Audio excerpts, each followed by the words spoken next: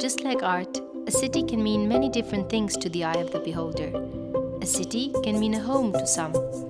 It can mean a feeling of experience. A city can be all the basic services one expects, or the thread of culture, historical legacy and art holding a place together. A city may well be simply a state of mind. As Neil Shusterman puts it, cities are never random. No matter how chaotic they might seem, everything about them grows out of a need to solve a problem. In fact, a city is nothing more than a solution to a problem, that in turn creates more problems that need more solutions, until towers rise, roads widen, bridges are built, and millions of people are caught up in a mad race to feed the problem-solving, problem-creating frenzy. Unconditional of our perception, as in most cities around the world, the Albanian cities have been subjected to profound changes due to rapid urbanization, increasing needs and demands for services, and changing socio-political contexts. Such changes affected the social values and how citizens relate and interact with the city. The rise of informal settlements in most Albanian cities, such as Tirana, Durrës, and the coastline, meant that a significant part of the urban development was driven by individualistic behavior manifested in countless shapes, colors, styles, and efforts, and annexing of public space. In some cases, individuals dared to experiment with art, embedding it in their individually tailored solutions in the territory. Unconditionally of this somewhat questionable art and cemented chaos, one trait is shared in common by all such development, be it in Tirana, Belgrade, Skopje, or Pristina. This is a testimony of unguided, unplanned use of energy. Over the past 20 years, through over 140 projects and numerous precious partnerships, we have learned a great deal about community, what makes a city work, and how art makes for a recipe for success.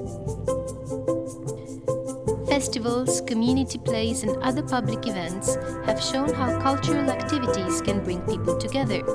In conditions when social cohesion has been slow to catch up with the rapid urbanization, art and cultural events have been regularly used to encourage citizens overcome barriers arising from differences. Because art is about meanings, it can enable dialogue between people and social groups. If we want the cities to offer something for everyone, it is important to engage people in city-making processes. Cities should be designed to accommodate people's needs and respond to local problematics.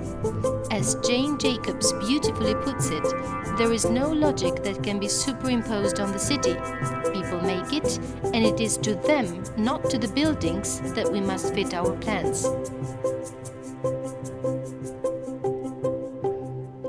Art-based activities and events have been used by communities of all sorts to explore and affirm their identities, particularly in countries in transition, where rapid socio-political changes can have implications in the way a city conveys or reinvents itself.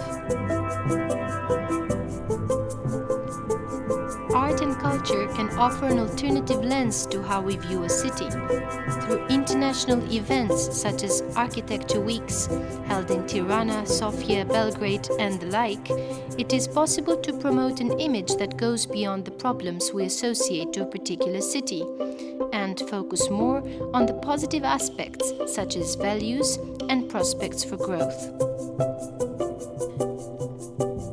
Keep activities low cost and accessible, so to ensure they are inclusive and open to the community.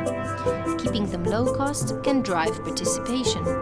One interesting, increasingly used form is that of urban activism, in the form of street art or small yet impactful policy influencing interventions in the city.